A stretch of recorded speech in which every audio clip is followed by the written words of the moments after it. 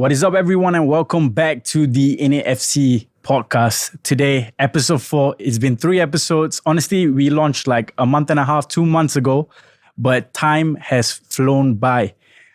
Since then, we have someone special joining us today.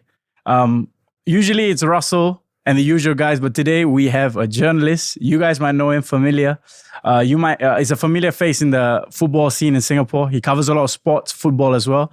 Everyone, let's welcome Raushan. How are you doing, bro? I'm good. Happy to be here. Thank you for the invitation. Yeah, no worries. We've seen your stuff. We saw the viral clip of you celebrating the FA Cup and your wife getting a bit angry. That was as good as it got. Yeah. I mean, I'll take an FA Cup come the end of the season, but we'll get to that. But before we start, on the pod, as always, introduce yourself, Amran. Hi, Amran here.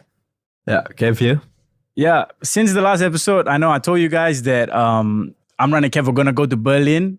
Our boy, Kev, became the first Southeast Asian player to make the FC Pro World Cup. Insane. Will it be ever done again? We don't know. This guy could go on to not do anything for the next 5 years, and he might still be a living great in the FIFA scene. I might just retire now. Yeah, kudos to you, man. Super proud of the guy. We were watching from home as we said. This guy scored last minute. Raushan, I will show you the clip later, but last minute of the game, R9, like I told you, red time shot. I was like, what? Yeah. If it's meant to be, it's meant to be. The stars were lining up. Exactly. Yep. So obviously today's episode, a lot has changed in football. Amran predicted Lamine Yamal as the player of the tournament in the Euro, got it right. Looked a very smart man. You got the 4D results for Wednesday. That might help, man. Wait, before that, Spain to win the Euros. Who else? Spain to win the Euros. We got our World Cup qualifier predicting that. But I'm not going to give him too much flowers because he did say they won't get out of groups like 2 weeks before that. I did have a change after the knockouts. I mean, I will cut you some slack, but to say they won't get out of groups, nah, you're not escaping that, bro. Nah, that is a howler. But a lot has changed in football.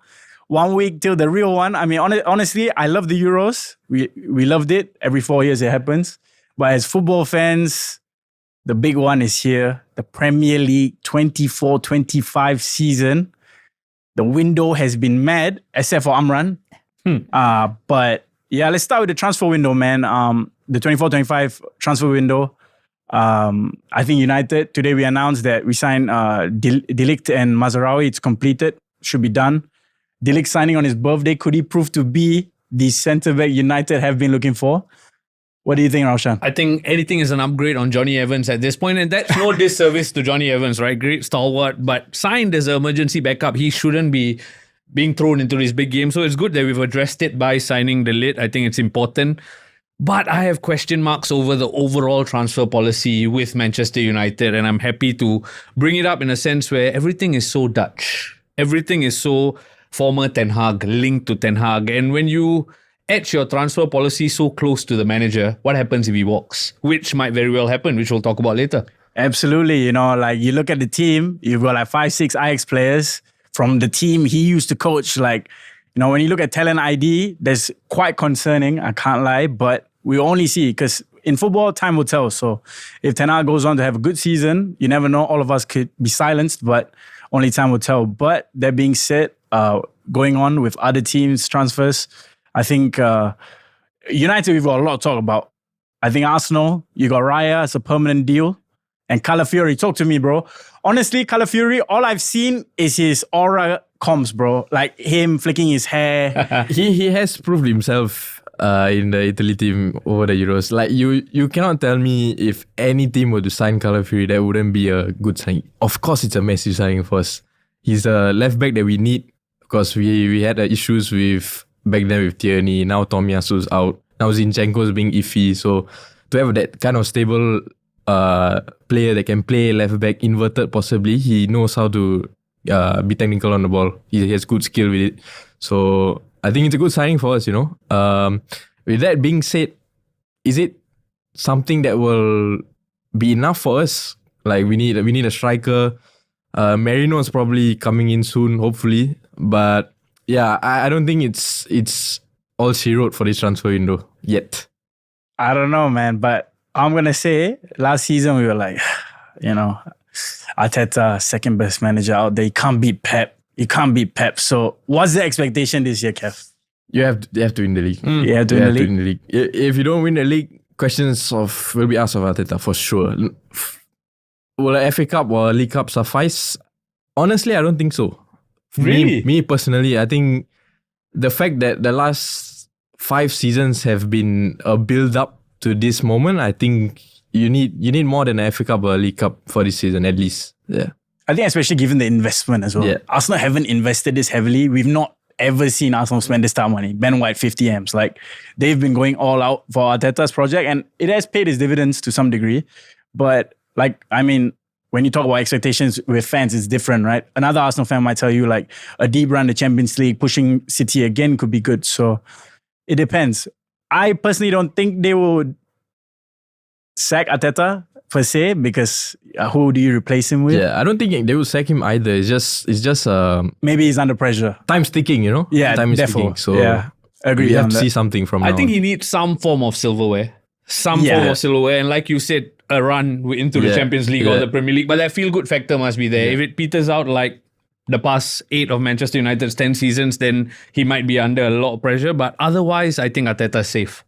And Amran, like, in football, right? Arsenal don't win. It's not only just about the manager. Some of these players, they're getting older. You're talking about people like Saka.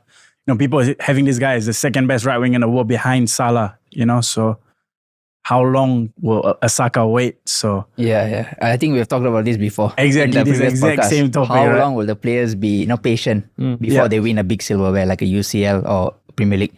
But I think this is the season where the expectations are sky high for Arsenal now. And if they don't win the league and they come short by 1 or 2 points, I think players might be rethinking. The likes of Saka or Odegaard might be rethinking, maybe if I go somewhere else, maybe if I look elsewhere, like maybe in Spain or even like Man City might come and snatch. Now they might be thinking, if I go there, I can easily win the league. How long can I stay here and I expect to win something with Arsenal? And like, obviously Amran, you're a Liverpool fan. First episode in it podcast, we all remember this guy had a Klopp t-shirt and he had the famous quote of saying, just like players, managers have expiry date. And since then, you got a lot of stick for that, but Klopp is retired right now. So maybe you were onto something even before everyone else. So obviously you wanted change. You got change with Slot. So initial thoughts on Slot, how are you feeling going into the new season? I think it looks very promising based on like just preseason form. We haven't lost a single game yet.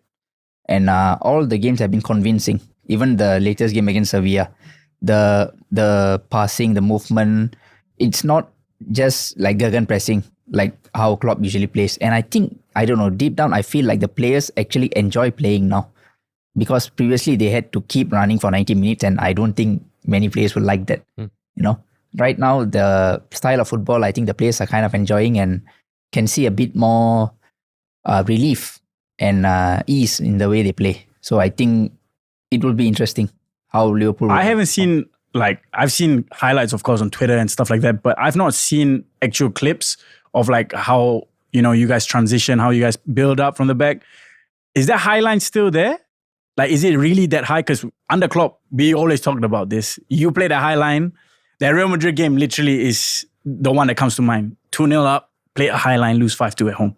Yeah, So what kind of system is it? Is it still high? It's not exactly that high, and we are not pressing them like madmen from the get-go.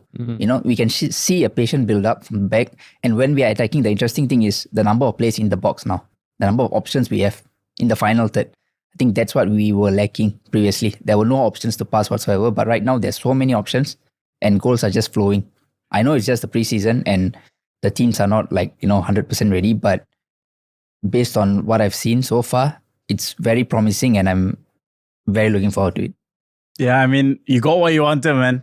So, what is... Can I just clarify? You got what you wanted means you wanted Jurgen Klopp out. Yeah, yeah. No. This would be the first Liverpool fan I've ever met who wanted Jurgen Klopp out. That's why I'm in awe. Is that what you wanted? Yes, actually, I did wanted a change. Okay. More than Jurgen Klopp out. There wasn't any like personal animosity. Okay. I just No, wanted man, to, say So it like you mean it, bro. So you're grateful for what Jurgen Klopp did, but Yes. you felt it was time for a refresh. exactly. I can agree to the that. to group be fair. chats, You the took the private words group out of chats, my mouth. don't Okay, lie. okay. Yeah. The private group chats with this guy, don't lie. He's trying to be, PR friendly For the here. cameras. For the cameras. This guy wanted Klopp out. He obviously thought that he was quote unquote finished to some degree. Maybe the football was no longer relevant No, in but today's day. I take his point. I think pun fully intended, but the players were fatigued because they were running for 90 minutes. But Yeah. because you see the same guy over and over again for 8 years, whoever you are, there will be some point of fatigue. And I think that's why Arne Slot coming in is refreshing the mindset. And like he says, he's watched a lot more Liverpool than any of us. And he feels like they are excited, they're hungry again. I think that's quite exciting. Yeah, I think so. I mean, as a United fan, I'm a bit scared. I can't lie because the friendly did not look good for us. But that being said, preseason, I've seen a lot of United preseasons where we cooked in preseason, winning every game. First game, always against Brighton, especially, we lose. We played them second game this time. Maybe it's different, but yeah, going on, I think we've covered, the teams we support. But there are other big teams as well that have been actively moving in the transfer window.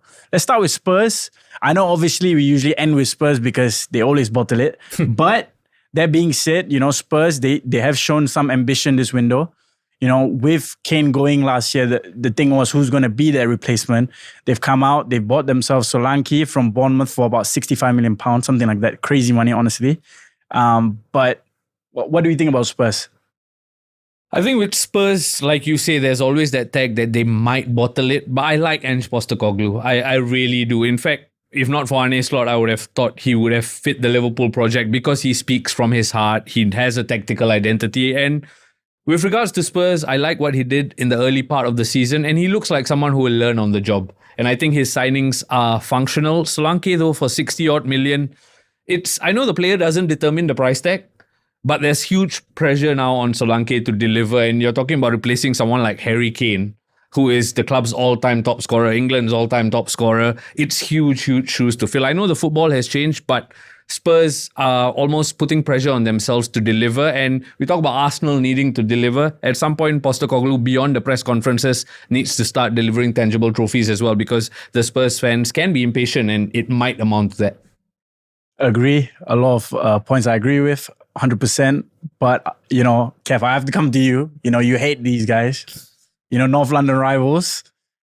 Okay, now Arsenal in the 9, right? There's everyone knows that. Would I take a Solanke?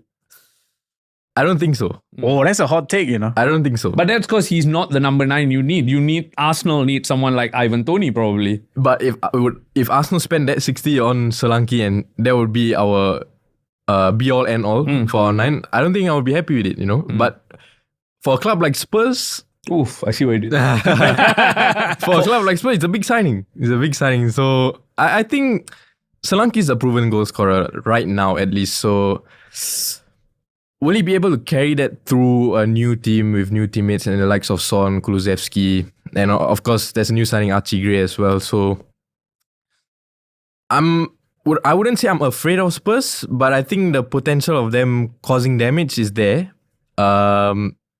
But I don't think it'll be enough in the long run. So it's all okay in Arsenal and for now. I think I have to disagree with Kev on this. Because Yeah. I know it's a big shoe to fill, Solanke, but I think he might be the signing of the season. Wow. Yeah. That's bold. We haven't even got to that. And you're saying Solanke, Dominic Solanke, Solanke. signing of the season. Yeah.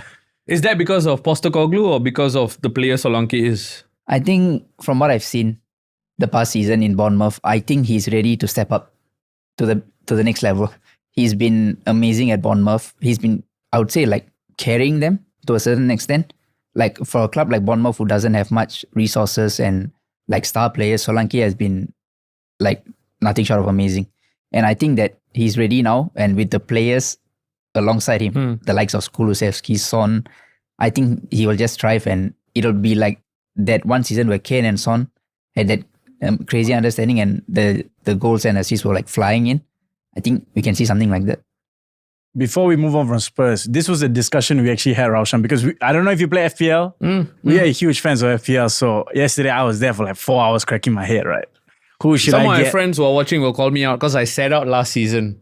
And now this year I'm raring to go back. So You're I'm raring to all for it for FPL, man. Yeah, I mean, you can take part in our NFC Fantasy League. We're going to probably announce it tomorrow.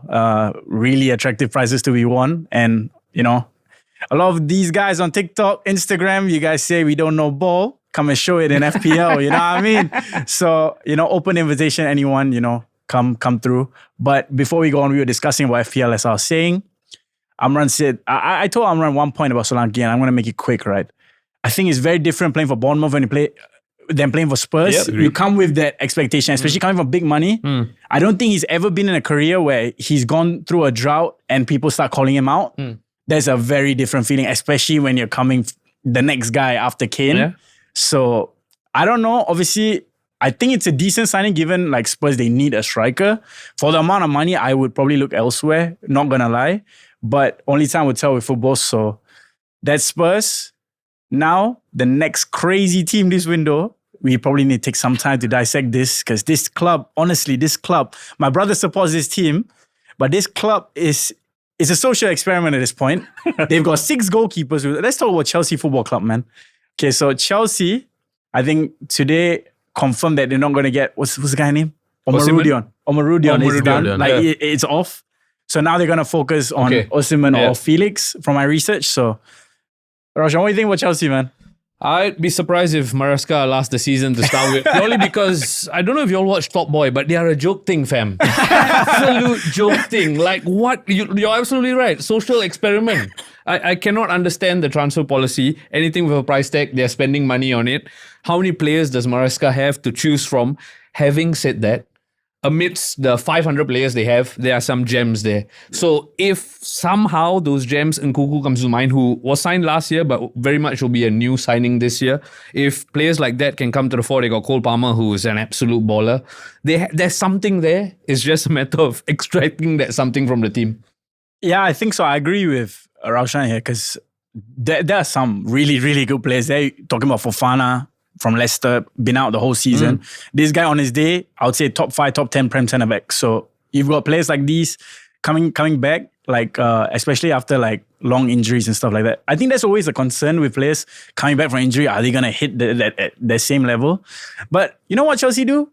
They just go buy one of, a promising winger, but another injury-prone winger. Yeah, that's what we're gonna do. Pedro Neto today is done. I think it's their biggest signing this window. Amran, you're a huge Pedro Neto fan. Yeah. How do you think it's going to work out with Chelsea? I kind of wish that Liverpool bought Neto, no? I was thinking like he was the next Salah replacement. Wow. Yeah, I've seen him play. I think he's really good.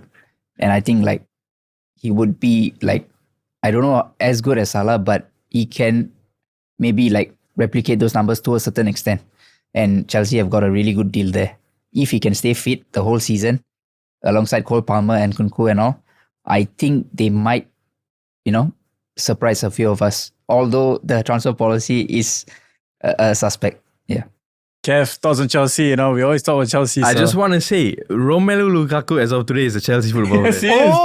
I just want to say. I just remember. Yeah, He's still. yeah. Oh my days. Maresca, if he doesn't know what he's doing, you could see him up top this season. So I don't know what's going on. Lukaku 2024, 2025 is haram, man. I'm gonna. He's not looking good. He's really not looking good. Mudryk, far off last season. Mudryk earlier. Yeah. Far off last season. He's got a tattoo saying talent ain't enough. I don't know, bro. You need more than that, bro. That whole forget about football club. That whole business is all over the place, So I don't know what's going on over there. There's about 30 odd players in that team, and then I don't know who's Maresca going to choose. There's a lot of new faces. There's a lot of old faces. Players coming back on loan. Rarely any players going out. We've seen Gallagher go out. I don't know. It looks like Chelsea have a lot of thinking to do, and as of right now, there's not really any substance that we can look back on and say, yeah, they have something there. With all these new faces, I think they have signed a couple of players who have just appeared 3-4 times for their previous club for 20-30 odd million. So I don't know. Not hopeful for Chelsea right now. Yeah. So And I feel like Chelsea as a club have lost their soul completely. If you're a fan of the club, if you're like a proper London born and bred, you live and breathe the blue of Chelsea, right? They're selling players just to balance books. Players like Gallagher, Mason Mount in the season gone by. You're selling homegrown talent just to find random players. With all due respect, random players, and it's run very much like a business, and I think that's worrying. Yeah, I agree with you, man. I grew up with a brother who was a Chelsea fan. I saw this guy running around Champions League. So I think they're also going through a huge transition because of like after Roman left, like that's a huge blow for Chelsea. And that whole culture, like, you know, Todd's trying to be that guy a little bit, but he's probably not figured it out just yet. I don't think he's the main key like football decision maker in the club. I forgot his name, but it's another dude. But with Roman, like he was ruthless. You know, like we talked about it towards the end of the season last year. We were saying if Roman was in charge of Chelsea, like we wouldn't see Poch even towards the end. And the timing of the sacking of Poch didn't make sense to me because they picked it up. They were playing some good stuff towards the end of the season. I know Maresca, I don't know much about him. All I know, Leicester fans were saying that he's okay, but I think Maresca is one of those coaches, good coach, obviously got Leicester promoted, but is it Chelsea caliber though? By virtue of being acquaintances with Pep Guardiola, he gets a job. Yeah. You know what I mean? Yeah. With all due respect, he may go out and surprise us completely, but it's one of those by acquaintance, therefore I know a guy, therefore I know a guy, therefore I get a job kind of thing. And it's unfortunate. And the sacking of Pochettino, I think, is the biggest issue because I think Pochettino is the type of guy who wants to run the football club, not just be a head coach. But the Chelsea job, very much, they just want someone to come in and conduct training, select the 11 or 17 players, or however many you have, and take care of the football side of things. And I think that's where Pochettino and the Chelsea project misaligned. But Pochettino is such a great manager. I'd have him at my club. Yeah, I would too as well because I think, you know, doing it in the Prem, having the experience in the Prem is huge. And, you know, getting a manager who's foreign to the league is always a risk unless you have a team that has strong foundation, like Liverpool, for example, getting Slot in. You have winners there who can, you know, be quick to adapt and stuff like that. But, you know, quick one on Chelsea, just to further elaborate on issues they have with the club. Enzo, we knew what happened. So there's a bit of tension there as well. So I don't know how it's going to work, man. But they've invested heavily. So we'll see. I think for Chelsea, for their past success, you talk about such a world-class spine that they have. Lampard, Terry, Drogba. Those players were almost they're elite players. And then you look at what Chelsea is now, there's no one you would look at and rely on to say, yeah, this is my captain, this is my leader at the club. 100%. So no leadership. There's no face to look for going forward, you know. So I think that's a big issue that they have, and they haven't really rectified that. And you talk about the Enzo issue, Chelsea of the old. I can imagine John Terry bringing the player aside and talking to him. Right now in that Chelsea team, Reece James is mending his hamstrings. I don't think he's got time for pep talks, right? So it's worrying. I mean, they're lucky they got Gusto, man, because that's the good thing about Chelsea. That's the good thing about Chelsea. You know, obviously we're giving them some stick here, rightfully so, but with the amount of players they have depth, man. They've got 6 goalkeepers, bro. 3-4 keepers injured, they're fine. So, I mean, let's move on from Chelsea.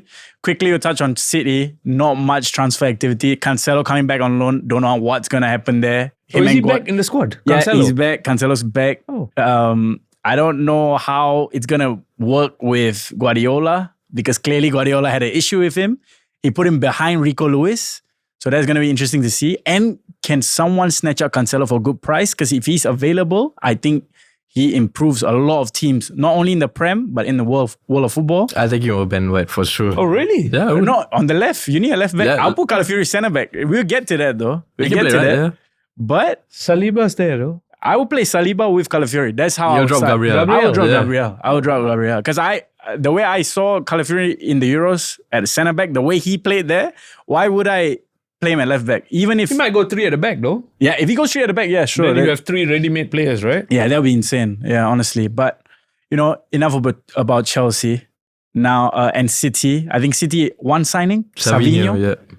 Initial thoughts from the community show. I was telling Amran, we were watching the game on FaceTime. I was telling him, yo, bro, these guys go and get a winger. He's so good on the ball. Like, they never get a winger who's bad. Like, we end up getting players like Anthony. We get players like Depay. All these wingers coming through struggling. Let's not compare Manchester United. Manchester City, the league's apart at this Yeah, of point. course. But the recruitment has to be commendable because Savinho isn't like a player that attracted a lot of interest around the world. Like, sorry, I know this is going to come across bad because I'm a United fan, but there's some dodginess to that Savinho deal. Yeah, He was yeah. on loan to Girona. I mean, the only reason they've only signed one player is because there are charges looming large. Yeah. I will sound very sour grapes when I say this, and I'm fully aware of that.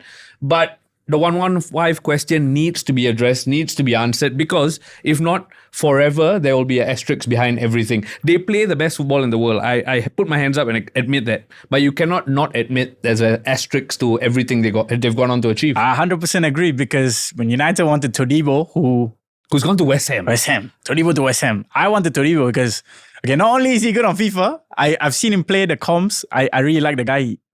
Like, if you had a player that literally kind of embodies what Varane was all about, the stature, the way he plays, that was Todibo.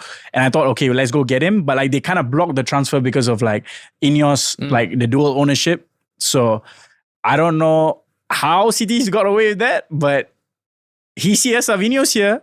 He might not get the most minutes, but like I said, really, really good on the ball. Haven't seen much of him to say much, but it looks really good. FPL question, because you all said you all are the experts, right? Would you bring in Oscar Bob to your team? No, We talked about this yesterday, but with Pep. You all this need to is- add me to this WhatsApp group, bro. We You all will. talking about We someone to be a part will. of. We'll definitely add you in. But the thing about Pep, we call this the Pep roulette. So rotations. unless you're gonna go with someone like Haaland, like you're never really sure like who's gonna play. Like last season in the defense, it was scary because one day like Akanji you were playing and then Ake we playing centre back. So it really depends. But perhaps you could go Bob, but don't be surprised he just plays Bernardo. Like he's that type of guy. So But he's definitely getting minutes, I'm sure. he's getting minutes. The But are you way gonna he's playing, I Are you gonna start like FPL the You'll Premier have League? him of one of your 5 midfielders, but not in your starting 11. Yeah, but then it's Actually- pointless because the way the Prem one works, it's Yeah. like it's not like a Euro one. You can't really like substitute. Unless, okay, bench boost or something like Yeah, that. so if you are gonna take a City asset and he's not really gonna Okay, I be take your point. You know what I mean? Wait, hold on. I don't know what you guys are saying, but I'm not taking Bob anywhere near Yeah, my yeah, No no way. way, no way. way. Yeah, Okay. yeah. This- yeah, Okay. nah. I think the only one you could maybe think of is if Walker is on an extended break and you want a couple of games, maybe Rico Lewis at right back, maybe. But even that guy, once Walker's gone, like he's not playing football. I'm sure Bob will feature much more than he did the previous seasons he was here, but I don't think it will be warranting a start anytime soon, I guess. But you never know with Pep. But as of right now, you shouldn't be anywhere near your FPL team. Okay, so okay. That's my take. That's fair. I think for the first few games, you can actually try because Foden is not back. See, that's what I'm thinking. Because Yeah. all these Euro players are Yes. taking their time to come back. Correct. There might be hope for the other players. See Raushan, I'm gonna tell you something about Amran. Yeah.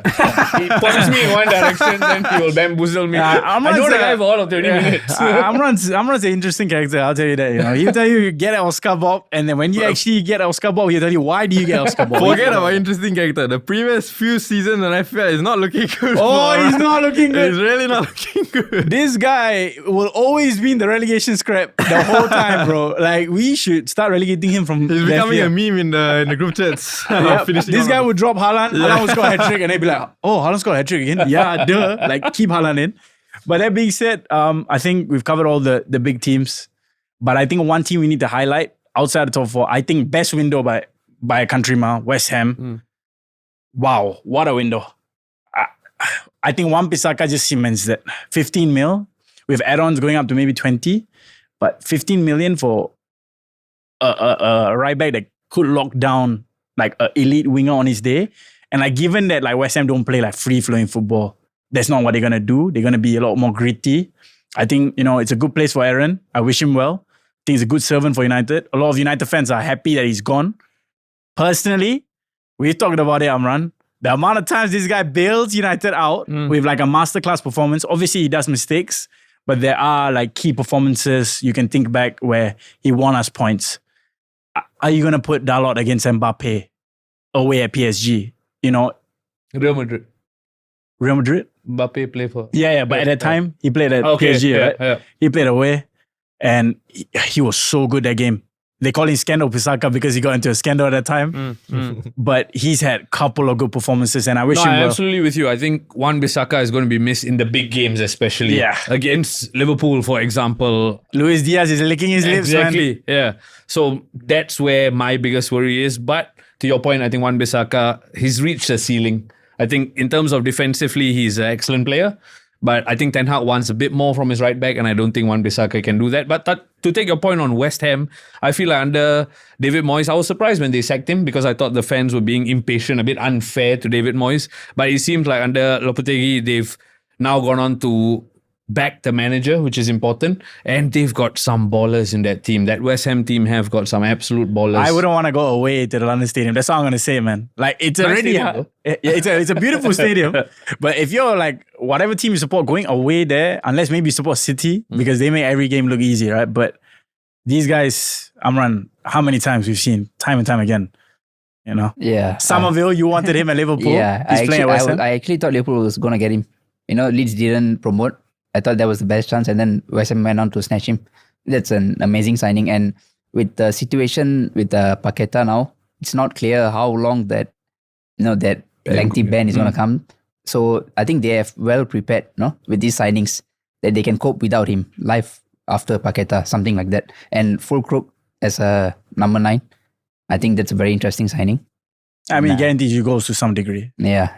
Especially the way they play and stuff like that. Yep. Yeah. And if they can feed him the ball, bring out his strengths, I think West Ham have actually had like a almost perfect transfer window. They've covered all positions, centre back, right back, Somerville is there, Kudus, Bowen on top of that. Oh, that team is It's like the streets will remember kind of team. You know what I mean? Years ago, the Yannick Bolassis and stuff like that. The West Ham team have those But players. let's just deep this. Like, this is a West Ham team, the Prem. And people still tell me the Prem is not the hardest league in the world. Like, bro, give me what you're drinking because there's something in there that I need, bro.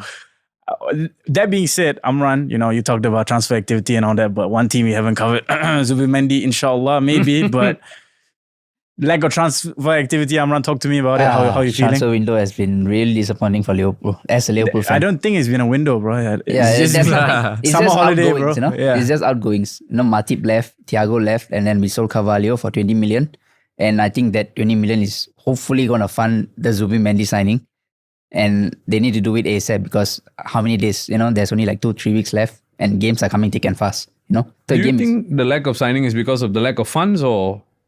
I think purely is the lack of funds because we had the money for Caicedo. We actually bid for him that window, and we failed to sign him. And where's the money now? We never really invested in anyone else. Klopp's golden handshake. But we talked about FSG. This is kind of expected. You gotta sell to buy. Would it surprise me you don't go out there and get Zubimendi? No. And that might be concerning because that's you going into the season again with probably Endo as the only out-and-out DM you have. Some are saying Gravenberch can take that number 6 role. It's still an experiment. No? You can't get into the season, with experiments being a Liverpool football club. The expectations are sky high now. And there's more pressure now that Klopp is gone. The Slot has to deliver. And there has to be some sort of backing, at some point of time. And if there's no backing at all, and Slot has to deal with whatever he has, I think it makes it a bit more difficult if based on whatever targets they have set up at the start of the season. Okay, let's lighten up the mood a bit. Amran obviously going on a little bit of a sad monologue about I'm all here for it. lack of transfer activity, as always. I mean, that being said, quickly around the table, signing of the window so far. Oof. I want to start with Kev. Go. Calafiori. Oh dear. No Arsenal bias, right? No Arsenal bias whatsoever. Purely because he was that good in the Euros. Yeah, I mean, I can hear it though. You? I think I previously said it was Solanke. I think he's going to surprise a lot of us. Wow. Raushan, you? I'm struggling for this one because I'm not convinced by any of the Manchester United signings, so I'm going to have to look away from Manchester United. Wow, Archie Gray for me springs to mind. Excellent player at Leeds. The fact that many years ago, I feel like a club like Manchester United would have swooped in for the best young talent, but suddenly we got Spurs coming to the fore, other clubs coming to the fore. So I feel like Archie Gray is someone who has made the right move career-wise and could bounce on to bigger things. And he's under a manager that's going to give him minutes for sure. Can play multiple positions. Honestly, Archie Gray was someone who came to my mind. Loved him on FIFA as well. Really good player of the year in the championship last year. Really, really good player. I'm going to go. I talked about him earlier. I think they're not going to do crazy well this season, West Ham. But I think Wan-Bissaka for West Ham will be a very, very, very, very good signing for them. They've struggled with right backs. Kufal has been okay. but Wan-Bissaka over Kufal any day improves that team, gives you that, West Ham have that tendency of going a goal up, going 2 goals up against these big teams. They've struggled with closing these games out. And, when you need to close the game out, there's a certain spider in town. That's all I'm going to say. And I think they brought on Max Kilman as well, who will Max add Kilman, what a defensive signing. stability for them. Yeah, that whole defense looks reassured. Kilman and Todibo as a pair would be Exactly. It At might West be. Ham. It might At be one West of the Ham. best centre back pairings in the league. But so. if Liverpool do Zubimendi, that's the signing of the season for me. Zubimendi is such a great player. In the Euros final, Rodri went off at halftime for Zubimendi. To be fair, as an England fan, I was like, all right, this is England's chance. But we didn't even realize that Rodri wasn't playing. That's how good Zubimendi was. So I think if Liverpool, I'm already very afraid of what Slot is going to put out with Liverpool. But if they get him, wow, next level. And the way I watch Zubimendi play, like if Thiago goes, like he has that like Thiago like quick turn, progressing the ball quick. Obviously, he does like read the game well, intercepts balls and stuff like that. But you look at most DMs out there, they don't play the way Zubimendi plays. Like he's so good on the ball. Players like Salah running in behind. Yeah, I would not want them to sign that guy. I can't lie. But, we talked about our best transfers, if there was one. Who had the best transfer window? West Ham first. West Ham first. Chelsea, in terms of number of players, they said, no, I'm kidding. They got 6 keepers. Yeah, West Ham. Yeah, it's not West Ham? close to be honest. Yeah. Like the whole, Actually, you know what? You guys can go West Ham, I'll go United. I might go United. I think, obviously, Euro, unfortunate injury. Hoyland's out as well. Zirkzee, to be another fair, young striker coming through. if any top 4 team were to get a window with D-League, Euro and Zirkzee, I think you'd happily take that, So we'll see how they do. The only thing about United window, like before we move on from transfers and go on to predictions and stuff like that, I think the only thing I want to say is I still cannot understand that we are going into another season without a DM. Last year people were calling for Casemiro to be gone.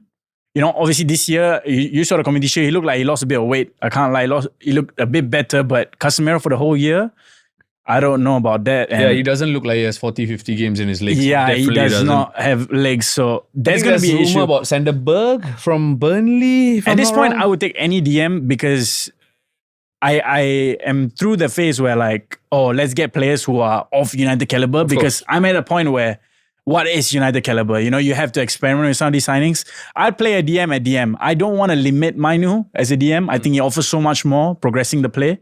So I think getting a DM is essential to cement this, I would say, really, really good window.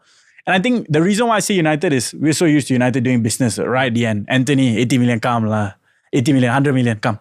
So That's after we lose to Fulham on Friday. Yeah. Then the panic will set in. and then Brentford will give us 4-1 and then we'll call Casemiro. Casemiro, can you come? And Casemiro said he will save us and he will make He us... said, bro, I'm here already, bro. I can't tell. Where to sign the contract? Yeah, but I mean, in that sense, Ineos have done well to secure I think deals they've done. done well to walk away from the Ugarte deal, for example, because Yep. they refused to pay the premium that United are expected. Brentwaite as well. Exactly. So I think in that way, Ineos are proving their mettle. So if I can go back on my signing of the season answer, I'm going to go Dan Ashworth as the signing of the season because I think he's changed the way United operates. 100%. I think, as United fans, we're not used to seeing this ever. We are more used to kind of like, okay, we're chasing this guy. We are encouraged by him. We are persevering towards him. We are inspired by It's him. not like my secondary school love life, bro. Takes a while, bro. Like, just go in. You want a guy, get it done, Mazraoui and D-League was pretty fast, honestly. Like, the way it was done, it was good. But enough transfer talk. One new team cracks into the top 4 because United fell out, Spurs fell out, Chelsea fell out. Aston Villa next year in the Champions League, how will they cope? Massive struggle, me personally. Think they have the lack of a squad? I think it's the Champions League caliber players. You talk about a McGinn, Watkins, even Diaby has left. So Bailey, I don't think Aston Villa has it in them to get out of the groups. So I think it'll be a horrible disaster in Champions League for Aston Villa. I don't know if I agree because I think if they don't get out of the Champions League group, that works into Unai Emery's hands perfectly because he'll finish third. Just give him the He'll Europa go League into at his the Europa. Europa. Just give it to and him. then it's like you play Monopoly, right? Just pass go. He straight away go to the final straight away. So it might work in their favour. But when you look at the squad, I agree with him in a sense where they've let Douglas Luiz go. They've let Diaby go. Have they signed capable replacements to play in the higher echelons of European football? I'm not convinced either. I think they will be fine. I don't think they will go far in the Champions League, but in the league, I think they'll be fine. There are some good signings, I would say. I was very impressed by the Onana signing. I think many clubs were in for him. And I'm shocked that he went to Villa. of all team, he went to Villa. And on top of that, Ross Barkley as well. That was someone actually I wanted Liverpool to buy as a depth signing. And Aston Villa managed to get him. And then on top free, of that, was it free or like $1 million? He was cheap. at Luton, no? Yeah, it was at Luton. and he was doing well there. And then on top of that, they even got Madsen, I think. Yeah, on the left side. Yeah. Oh yeah. Decent window. It's a few decent signings, and if they can keep Watkins fit till the rest of the season, I think they'll be fine. So I think the spine of the team, which you brought up with Chelsea earlier, with Aston Villa also, Ollie Watkins, Pau Torres, Emi Martinez, that's the spine, right? Yeah. And one injury away from derailing their season almost. And when you talk about playing so much football, Tuesday, Wednesday, and then Saturday, Sunday, it might add up. But Unai Emery is a magician at this point, so anything's possible. I think with Villa, I won't count them out in Champions League because the way the Champions Leagues have gone the last couple of years, it's really down to the draw. You get a nice group. Not the hardest of groups. If you get a favorable group, you get out of the group stage and you get to the nice side of the bracket, you never know. Obviously, I don't think they'll win it, of course, but perhaps get a run. But like Raushan said, Unai probably licking his lips thinking like, let me finish fourth, let me go to the Europa League and let me go cook there because, Guys, by the way, I think we need to fact check this, but I think the Champions League format changes this year. Oh, yeah. So it's yeah, 36 teams and then it's a whole group stage format. Yeah, that's again, it's uncharted territory. So all of us as fans are in for the ride. I think the teams and players might be enjoying the ride as well. So who knows? Yeah. Big up Raushan, man, because that really crossed my mind. Yeah. Now I'm going to change that. I don't think Villa are going to do well, bro.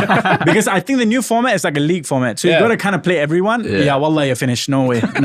Well, you're going away potentially to like Bernabeu. Yeah, it's chalk, bro. Like, nah. But I think in the first season of Champions League, like you keep wearing a Newcastle jersey, so I think you're a Newcastle fan. But even Newcastle fans last season just enjoyed the ride, right? Yeah, of I think course. Aston Villa, they're back in Europe after 20, 30 years. Yeah, they're just happy to be Exactly, there. just happy to be there. Newcastle playing to the likes of PSG. Exactly, Dan Burn playing out of his skin. I recall that. But against Dembele, nobody would think of that. No, Dembele against Dembele. It's more of an experience and expectation with them, so you'll never know. Okay, we talk about the big boys. There are a couple of new guys, couple of familiar faces in the league. Southampton are back. The Liverpool Talent Factory, they're back. Ipswich and Leicester. So out of these three teams, who do you think is going to do the best? Amran, you go first. I don't think any of them are going to do well. Wow. My I mean, that's opinion. a safe one. Yeah. Okay. And then Kev, you? I think Leicester might avoid the drop. The other two would probably go straight back down for me. Yeah. I'm Raushan, going to go you? Ipswich. I think they're going to surprise a few. They're not going to finish top half or anything, but I think they're going to put up a good showing, a bit like Luton last season. Yeah. Small club, back with the big boys. But I think under Kieran McKenna, they will continue to grow, and I think they will give the bigger boys a run for their money. For me, I'm with Kev. I think Leicester, they've retained some of like the key players. Daka's still there, I think. Mavididi as well. Couple of ballers in there. I think Justin, the right back, Big play out. Dewsbury Hall went to Chelsea, so we'll see how they cope with that. Yeah, I mean, the least Maresca should be doing is winning home and away against Leicester because if he takes away Dewsbury Hall, probably their best player, and he loses to them, well, I don't know what's going on with Chelsea. But that being said, I think Leicester will probably be my pick for the ones to do well. Okay, the part of the year that the part where we're either we're gonna come back to this at the end of the season and look really smart, or we're gonna look like a bunch of clowns. So, but we're here for it, football. It is what it is. That being said, quick one. There's gonna be quick fire to some degree. So I don't want you to be like thinking about it. You just gonna throw it, all right? Top four. Liverpool, Man City, Arsenal, Spurs. Liverpool, Arsenal, City, Chelsea. Wow. Liverpool, Arsenal, City, not in that order, but there. And the fourth team will be West Ham. I'll go United, Liverpool, City, and I think Spurs. I think Spurs will do it this year. No Arsenal in the top 4. Oh, I forgot Arsenal. Yeah, Arsenal. Oh dear. Yeah, okay. I No, forgot that was Arsenal. 5. No. Okay, wait. I said United. Okay, I said quick fire, and I'm taking a long time. Wait. Hold on. Let me compose myself. Okay. City, Arsenal, Liverpool. Oh dear. How can I put United here? Oh dear. Okay, I'll go United. I'll back my team. Obviously, Someone has to. someone has to. Obviously, I think we've invested, and that's the expectation. And that's my expectation. At least you should be in the top 4 given the money you've invested. So I think that's my top 4. Your league champions 24-25. I have to go with my team. Arne Liverpool? Slot, first season. Honest. Arsenal Football Club. You have to, you know. You have to. It's hard to look beyond City, but I'm going to go Arsenal. It Don't hates say it. me to say this. It hates me to. I hate saying this. I was just talking to him about potential curse 5 times. You can't do it. Hard for me to bet against that ball man. That beautiful ball man. There's a couple now.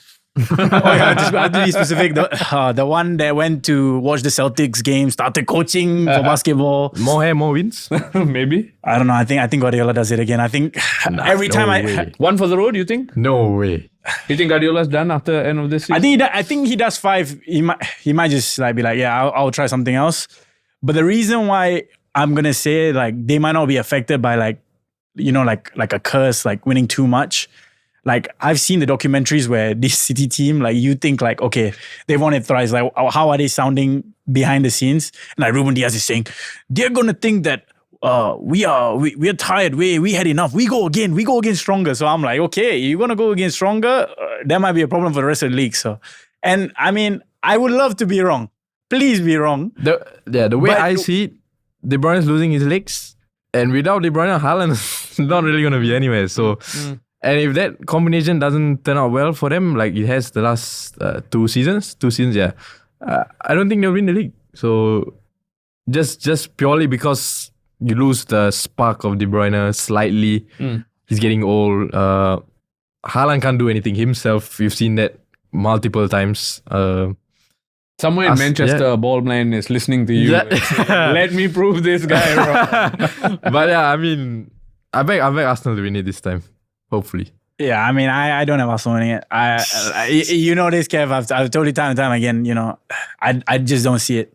I think 2 times pushing them to that extent. I think one of the last 2 you had to take. There were moments where you could have took it. I don't see you getting an 8-10 point lead like you did. But maybe you be in the mix, close. But will you be in the same situation, 10 points up, 8 points up with a couple of games to go? I don't think so. I think City, and I think if there's going to be an outside chance, maybe Liverpool. That's the way I see it. Last year they were really good. So that being said, now of the top 4, bottom 3, who is going down? Quick fire. All 3 that promoted. Well, that's quick. That's the easy one. I'm gonna say Ipswich, Southampton, and the 17th spot is the hardest. Wow, it's very hard to call. I'm gonna say Fulham. Oh, wow. I'm gonna say Fulham going down with I'm gonna Smith say Rowe. Fulham. I'm gonna say Fulham. Okay. I say Southampton, Leicester, and Everton. I think Everton have dodged it for too long that it will catch up. I think Leicester are going to get points deducted. And I don't think Southampton have a Premier League squad.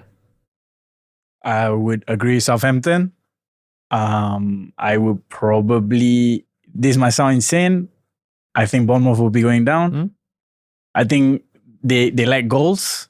Prove me wrong, but no real striker now. So, and then I'll probably go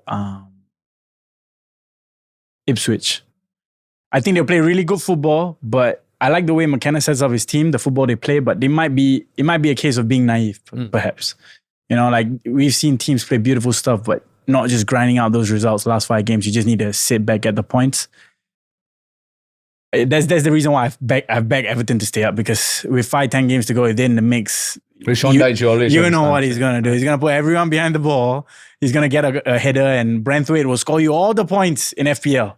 So yeah, that wraps up top 4, bottom 3.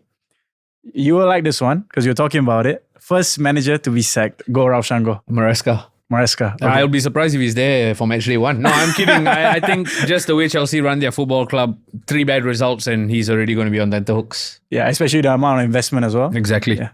Ten Hag out by December. Inshallah. I'm backing my ball man. I'm saying either the new Leicester manager or maybe Sean Dyche. I would probably go Maresca as well. I think you don't play some good, like, you don't get results at a club, you might be on the receiving end of some immense pressure. Can he ride it out like Pochettino? Because Pochettino, the players loved him, you know. You see the posters on Instagram, Nico was like really upset. A lot of these players, Madueke, thank you, boss. You will forever be my coach. So, you know, Maresca's got to motivate these guys on top of the fact that he's got to keep them in it. So I think Maresca will be the first one to go. Biggest surprise of the season. Oof. While y'all think, I'll go with mine, West Ham. Yeah, oh no, it won't be a surprise, right? It might be. If they finish in the top 4. Top 6. I think they might sneak into top 6. Europa League places, I would say. West Ham for me. Amad Diallo. Wouldn't really be a surprise, I guess, but it's the first time he's truly in the first 11 conversation. So I expect him to have a big season. You can either go player, you can go club. So I think Leicester will do better than expected, but I don't see them, obviously not top half of the table, but I think they will be getting results they shouldn't be getting. So I'm going to say Leicester. I think I can't watch it back, but did he not just say Leicester going to get sacked though? No. No, he didn't say Leicester. Okay. Yeah. I said He said Oh, Leicester. you said, okay, I said, yeah. yeah. I was like, whoa. surprise for me, I'd say Brighton maybe, because after Dizabi left, I think people might think Brighton might just fall off, you know, the footballing might be gone. But I think with the players that they missed out on last season due to injuries, they're all coming back this season, and I think they might surprise a few and be in the top half of the table again. Biggest disappointment of the season. Wow. You guys can think about it. I think I know who I'm going to go for, and I'm going to start it off. I think my disappointment of the season will be Arsenal Football Club. I think yet again, they will end the season with no silverware. That's what I want to say. I think Arsenal finished trophyless. They maybe push top 4, like top 2, and then they phase out. And I think it will be disappointing. And I think come the end of the season, it will be even more disappointing as people like Saka might garner interest overseas. So that's my disappointment. For me, I think no biasness, but I think it's United. It's a safe one. It's a safe one. Yeah, I think even though they had a lot of good signings, the style of football is still questionable. And I think that Ten Hag hasn't really imposed his style of play if he has any. And I think this will be the problem again this season. And United fans might run out of patience. I think I'm going to say United as well. I think with the signings that United have now, I think the expectation for them has increased even more than it already has. And if United fans don't start seeing results soon, I think Ten Hag probably goes in a bit, and United get lost in that transition phase where they have to adapt to a new manager, maybe Van Nistelrooy. So points will be dropped unexpectedly, and I think they'll finish maybe, I'm going to say like 6th, 7th, around there. Yeah. I'm so tempted to make it a hat-trick by saying Manchester United as well, but my heart won't allow me to do that. But my biggest disappointment of the season, prediction at least, is Marcus Rashford. I just feel he needs to have a big season because of how badly the last season went. I love Marcus Rashford, don't get me wrong. But I just feel something's not right, something's not clicking. We saw the Community Shield. Marcus Rashford of old would have buried, at least he had 2 clear-cut chances. One was the Henri's chance, one was when he hit the post. He probably needs a goal to get some confidence. I just feel like it might not happen for him, especially because when you see Garnacho came on for 20 minutes and had the impact that he had, Rashford is going to feel the pressure, and I'm questioning whether Rashford has it in him to rise to the challenge, and I think that's why he might be the disappointment of the season. I think I agree with you with Rashford, right? Because I think Ten Hag is going to find it. He's had this problem with Rashford the whole time he's been at United, and he struggles to drop players like Rashford. And we've seen this. And with Garnacho playing the way he's playing, he started out the season really well. You could argue that probably playing Garnacho on his preferred left side over Rashford might be the way to go for United, especially with Amad Diallo and Sancho and, even Anthony are players who prefer playing on the right. The only saving grace for Rashford, giving him a couple of games where I think he would really play, is Ten Hag saying that Zirkzee isn't really going to feature right from the get-go. So that means we will probably see a combination of like either Rashford on the left, Garnacho on the right, or some with Diallo. So it might be one of them like interrotating, something like that. So, Rashford's got that couple of games, but after that, the pressure will start to get on to Marcus, because when he didn't go for the Euros, there was a lot of disappointment, and he started posting clips of him training, a lot of quotes thrown out on Instagram and stuff like that, talking about mentality, people forget a lot of big words from Marcus, he has to deliver this year, he has to be our talisman. You look at our front line, very inexperienced front line. We already struggle to score goals. So Rashford has to deliver. And you're absolutely right. It's all good to go out and speak your heart out to Players Tribune, to put out Instagram reels with you training in America under the sun, for journalists to write columns about, his body language, he's smiling while United are on pre-season tour. But when the whistle blows, you need to produce. And I just feel like the more he struggles to produce, the more pressure he's going to bring upon his shoulders, very broad shoulders, but shoulders. And eventually he might not be able to come back from it. Yeah, I agree with you, man. I mean, I'm not the biggest Rashford fan. I'll be real. I think we should have cashed out on him, 80 M's or 100 M's. PSG came in for him. I saw the price. I was like, we are never going to fetch an amount like this ever again. But, Rashford's still here. Can he get back to that form a couple of seasons ago, that purple patch Rashford, a lot of people call him, scored a lot of goals. I think he hit like 30 goals that season. Never hit numbers like that. If he can play like that, we have a good chance, man. But yeah, I mean... And he's not young anymore. He's 26. Yeah, the expectation is you're a senior player in that team. And just final point, with Ruud van Nistelrooy being part of that coaching team, everybody think he's the magic potion. Højlund's finishing, Van Nistelrooy will solve it. Rashford's finishing, Van Nistelrooy will solve it. Xerxes finishing, Van Nistelrooy, the last time I checked, Van Nistelrooy has 24 hours in the day just like all of us. So I don't see how he's going to solve that many problems. I mean, Van Nistelrooy was here and I saw Rashford miss too. Exactly. The first one is, Martial scores there, and United fans wanted that guy out. Like, he's apparently not good enough because he's not fit, obviously. They were quick to X Martial. Yeah, they were quick to away. X Martial. They were quick, man, like, if Martial misses that chance, that's all I'm going to say. It's a different narrative, Like, Rashford is a protected player, so... Raushan said that's his disappointment. Let's wrap up some of these predictions. Top scorer, top assister, go. Top scorer, I think, with Solanke there, I think Son is more freed up now. When he had Kane, he was flying. And I think my pick would be Son for top scorer. And for assister, I think it would be Salah. His role is a bit more different right now. He's not the guy who's going to get you that 25, 30 goals a season. I think he'll be more of the provider and he might just win the top assist. I'm going to go with Haaland. I think it's hard to beat the guy. The guy's a machine. You'll get the goals for sure. Hoping the results won't follow, but I think top scorer has to be Haaland. Assister, I'm going to say maybe Cole Palmer. So I think he has the capacity to continue where he left off last season. I think he will do just that. So Cole Palmer. For me, goal scorer, hard to look beyond Erling Haaland, right? What a player, dare to score goals. I know you talked about service, but I suspect the service will come from elsewhere. He'll still get the goals. For me, top assist will be Martin Odegaard, I feel.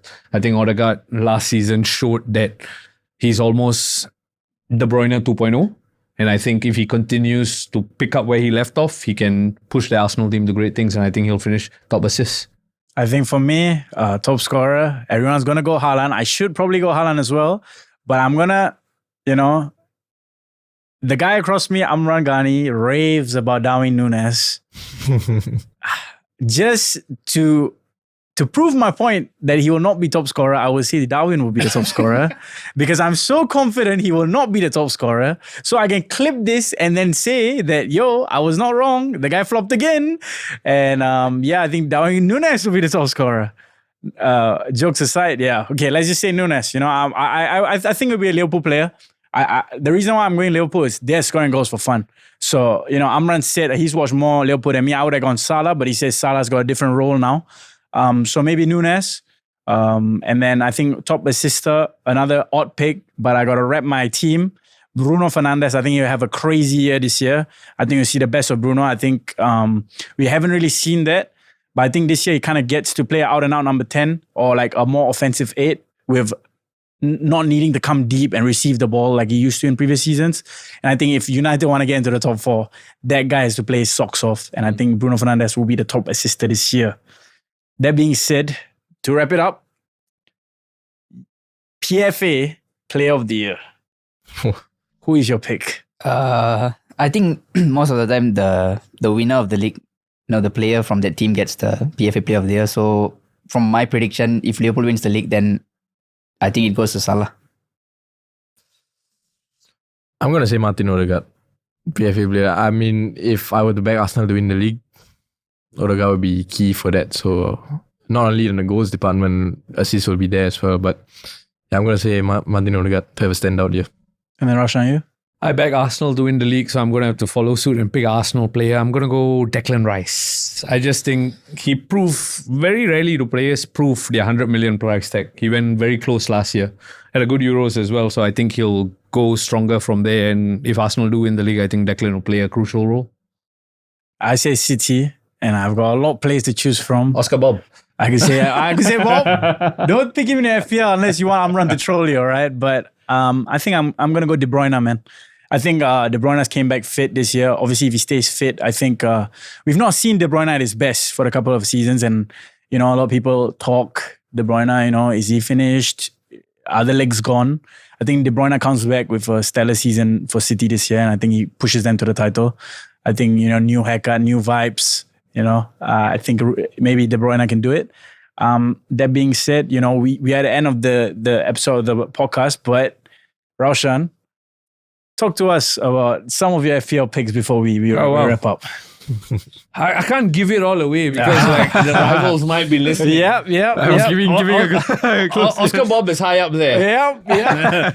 No, jokes aside, I'm thinking about David Raya in goal because I think that Arsenal team will keep a lot of clean sheets. That's one pick I have in mind.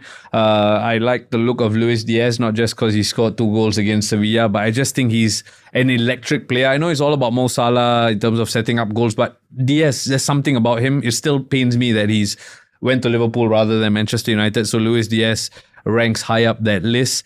And in terms of anybody else, I can't decide if I want to go down that Haaland Salah route or do I want a differential. So I haven't really finalized my picks yet, but those 2 names I'll give you first. Okay, I have my team done, but I'm gonna keep my Says it after recommendations at the extracting end. all the answers from me. Okay. Kev, who's place to recommend? Don't say Haaland Salah. They know that, bro. No, I think with this differential, I think it's not a very unique pick, but I'm gonna say Jota because he's up the backing order right now as Liverpool's number 9, and with how Slot plays and how he wants his team set up, I think Jota will be on the end of a lot of things, a lot of goals. So I think Jota is a good pick. FPL wise, it's not too expensive as well. So Jota is one of them.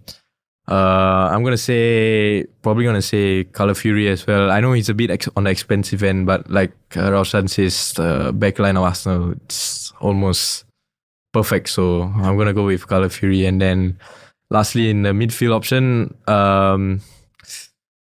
it's a tough one. It depends whether Kudus will hit the ground running, but I back him too, and I think he will. So I am going to say Kudus, and he's not a super expensive pick as well. So, yeah, Kudus, Colour Fury, and Jota. Okay, Amran, you violate everyone and absolutely terrorize the FPLs right now before I give my players. Go on.